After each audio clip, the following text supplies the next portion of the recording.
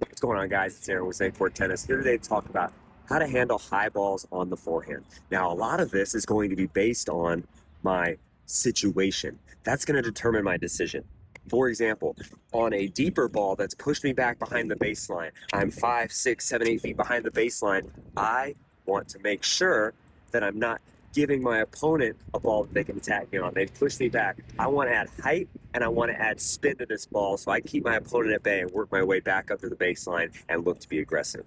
Now, if I've got a ball that's sitting up high in the court, I'm going to be attacking. I'm going to be looking to move forward, but also I don't want to fall into the trap of overhitting and giving them an easy mistake. So I want to make sure I have a big enough target. I've still got a little bit of topspin on the ball, not as much as I would on the deep ball or even my standard forehand, but I want to make sure I execute and I've got control and I'm looking to move forward and finish at the net.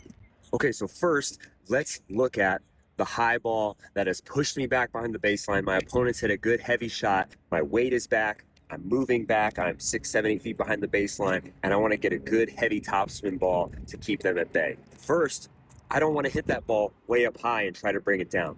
I want to lift it back up. So I want to make sure I get behind that ball, and as I'm hitting, I'm going to still come from pretty far behind, underneath the ball, and I'm going to finish nice and high, accelerating in order to make sure that my weight transfer loads from my back foot, and I'm pivoting and ending up on my opposite foot. Here's what that looks like.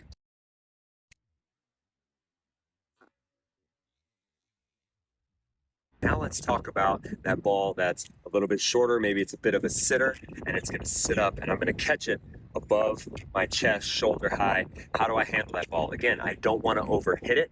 I want to make sure that my weight is staying forward. I'm on that front foot stepping in, and my swing path is not going to drop under the ball. It's going to stay more directly at the ball, and then I'm going to rush over the top of that ball and make sure I'm still finishing high over my shoulder. The key that I like to use is prep high, finish high.